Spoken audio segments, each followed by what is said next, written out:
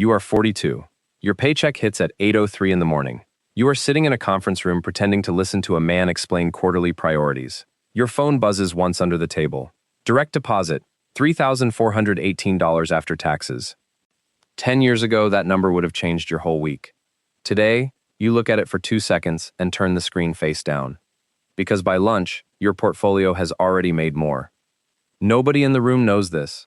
Your boss does not know it. The woman beside you, who is worried about her rent increase, does not know it. You still have the badge. You still answer emails. You still nod when people say things like alignment and urgency. But the money keeping your life alive no longer comes from this building. The building is still the building. You are just not the same person inside it anymore. You are 26. Your salary is $48,000. After taxes and insurance and the retirement contribution you barely understand, your paycheck is $1,520 every 2 weeks. It feels like real money for about 4 days. Then rent takes $950. The car insurance takes $138. Groceries take $80 if you are careful, and $130 if you stop pretending you can live on rice and eggs forever. By the second Friday, the number is small again. Not gone, just small enough to make you quiet. One night in February, you open a brokerage account, not because you are confident, because you are tired. You buy $300 of an index fund with a name you cannot pronounce. The confirmation screen appears. You stare at it like something should happen. Nothing happens. No sound, no applause, no feeling of becoming an investor. Just $300 moved from a checking account into a place where you cannot spend it by accident. 3 months later, the account pays you $3.84. You see it on a Tuesday morning before work. Dividend received. $3.84. You laugh once. Not because it is funny, because it is ridiculous. You made more than that walking from the parking lot to your desk. But then the thought lands differently. You did not walk for this money. You did not answer an email for it. You did not sit through a meeting, smile at a manager, or trade 1 hour of your life for it. You slept. It paid you anyway. At lunch, your coworker Ryan buys a new phone. He puts it on the table face up so everyone can see the camera lenses. He asks what you are doing with your bonus. You say nothing interesting. He says, "Man, you have to live a little." You nod. That night, you move another $300 into the account. The job is still the job. You are 29. Your salary is $61,000 now. Not rich, not poor.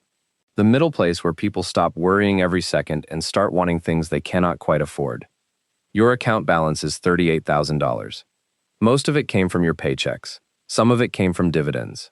A little came from the market moving while you were doing other things. The number does not impress anyone, so you tell no one. In April, your investments pay $147 in 1 month. You look at the number while standing in line at the grocery store. Your internet bill is $72. Your phone bill is $64. Together, $136. For the first time, one small corner of your life has been paid by something other than your labor. Not symbolically. Actually, the Wi-Fi you use after work, the phone in your hand, the calls, the maps, the late-night searches you pretend are research and not anxiety. Your shares paid for them. You stand there holding a basket with chicken, coffee, and the cheaper brand of detergent. The cashier says next. You step forward. The world looks exactly the same. That is the strange part. Nothing changed enough for anyone else to see, but something changed enough for you to feel. Ryan gets promoted that summer. He celebrates at a rooftop bar where one drink costs $19. Everyone raises a glass. Someone says he earned it. He did. But later, in the bathroom, you hear him talking on the phone. His voice is low. He says the card is almost maxed, but the bonus is coming. You wash your hands longer than you need to. When you come out, Ryan is laughing again. He looks ahead. You look behind the image. You drive home in the same car. The account pays you again the next month. The job is still the job. You are 32.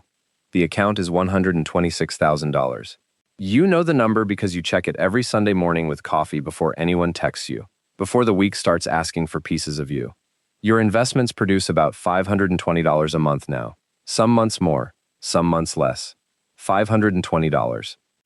A car payment you do not have, half your rent, groceries without the math, the difference between a flat tire and a crisis. You do not feel rich. You feel less cornered. There is a difference. At work, the company changes health plans. Everyone is angry. The deductible is worse. The premium is higher. People stand around the break room comparing numbers like survivors comparing injuries. You are angry too. But underneath the anger is something you do not say out loud.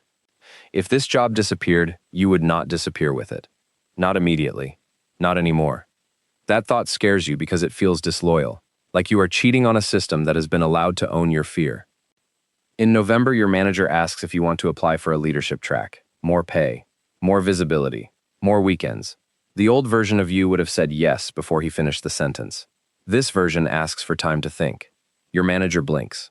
You can see it on his face. People at your level are supposed to want more. More title, more pressure, more of the thing everyone agreed meant progress. You go home and run the numbers. The raise would be $14,000. After taxes, maybe $850 a month. Your investments are already paying more than half of that without asking for evenings. You do not take the track. At the holiday party, Ryan says you are playing too small. He is wearing a watch you know costs $6,000 because he told everyone twice. You smile. You let him have the room. Your account buys another share while you sleep. The job is still the job. You are 35. Your salary is $78,000. Your portfolio is $312,000. The market has been good. You have been boring. Boring is starting to look like a strategy. In March, a quarterly distribution hits, $2,046. You stare at it at your kitchen table before work. Your paycheck the next day will be $2,084. For the first time, the machine you built in silence pays you almost exactly what the company pays you for 2 weeks of your life. You expect excitement. It does not come. What comes is a strange heaviness. Because now you know the job is not magic. It is just one income stream. Loud, scheduled, dressed in meetings and performance reviews. Important, yes, but no longer sacred. That morning, you sit in traffic behind a white SUV with a dealer plate. The driver is yelling into his phone. Your own car is 9 years old. The passenger window makes a sound when it closes. You have been meaning to fix it for 6 months. You think about upgrading. You could. That is new. You could walk into a dealership, sign papers, and become the kind of person people stop worrying about. For a week, you browse cars at night. Not because you need one, because part of you wants proof. Proof that the years counted. Proof that you are not just a person with numbers on a screen and the same jacket from 2019. On Friday, Ryan pulls into the lot in a new electric SUV. People gather. They ask about the range, the screen, the acceleration. Ryan looks alive under attention. You sit in your old car and watch for 10 seconds longer than you should. That night, you almost book a test drive. Your thumb hovers over the button. Then the quarterly distribution email is still sitting in your inbox. $2,046. You close the car app. You open the brokerage app. You reinvest the money. Nobody notices. That is starting to matter less. The job is still the job. You are 37. This is the year the story stops feeling clean. The market falls in January. Then, again in February. By March, your portfolio is down $84,000 from its peak. $84,000. More than your annual salary when you started. Gone on paper, but paper has weight when you are the one looking at it. The dividends are lower too. One fund cuts its payout. Another delays a distribution. The number you trusted starts acting like a living thing, and living things can disappoint you. At work, Ryan hears people talking about the market and laughs. He says, "That's why I don't gamble." You do not answer. You sit at your desk and refresh the account 3 times in 1 hour, as if watching the damage will control it. That night, you do not sleep well. You think about all the things you did not buy, the trips you skipped, the apartment you never upgraded, the car still making the same noise. For the first time in years, the question comes back. Maybe you were just lucky. Maybe the whole thing was fake. Maybe you traded a visible life for a number that can vanish before breakfast. On Sunday, you meet your mother for lunch. She asks if you are okay. You say work has been stressful. That is not a lie. It is just not the whole truth. On the way home, you stop at a red light beside a dealership. Sunlight hits the row of new cars like they are answers. You could still quit the game. You could buy the proof. You could turn the invisible into something people understand. The light turns green. You drive past. The next Friday, you invest again. Not because you feel brave, because the rule was never to believe only when the number goes up. The job is still the job. You are 40. The spreadsheet is open at 11:46 p.m. on a Thursday. You did not mean to stay up this late. You only wanted to check the year-end numbers before bed. Your salary this year was $86,000. After taxes, less. After insurance, less than that. Your investments produced $91,400. Dividends, interest, realized gains, distributions. Some of it cash, some of it reinvested, some of it taxable in ways you will complain about in April. But the number is there. 91,400. You read it once. Then again. Then you check the formulas because you do not trust joy when it arrives quietly. The formulas are right. For the first time in your life, your money made more money than your job paid you to be a person in a chair. You sit back. No music plays. No one knocks on the door. The room does not change color. The refrigerator hums. A car passes outside. Somewhere upstairs, a neighbor drops something heavy. This is what the crossing sounds like. Almost nothing. The next morning, your alarm rings at 6:30. You get up, you shower, you put on the same kind of shirt you always wear. You drive to work. At 9:12, your boss asks if you can stay late for a client issue. For 10 years, yes lived in your mouth before the question finished. This time, it takes 3 seconds to arrive. Not because you are angry, because you are measuring something new. You say yes, but the yes is different. The yes is no longer fear wearing a polite voice. The job is still the job. You are choosing it now. That is the part nobody prepares you for. The strange part is, you do not quit. People imagine this moment wrong. They imagine a dramatic resignation, a box on the desk, a final email, a walk through the parking lot while the office watches you become free. That is a fantasy people need, because their job still owns the story. Real freedom is quieter. Real freedom is sitting in the same meeting and realizing the room has lost gravity. The same calendar invites appear with the same fake urgency. But something inside you no longer leans forward the same way. A reorganization rumor spreads. People whisper near the printer. You hear the fear in their voices, because you remember when that fear lived in yours. You feel compassion.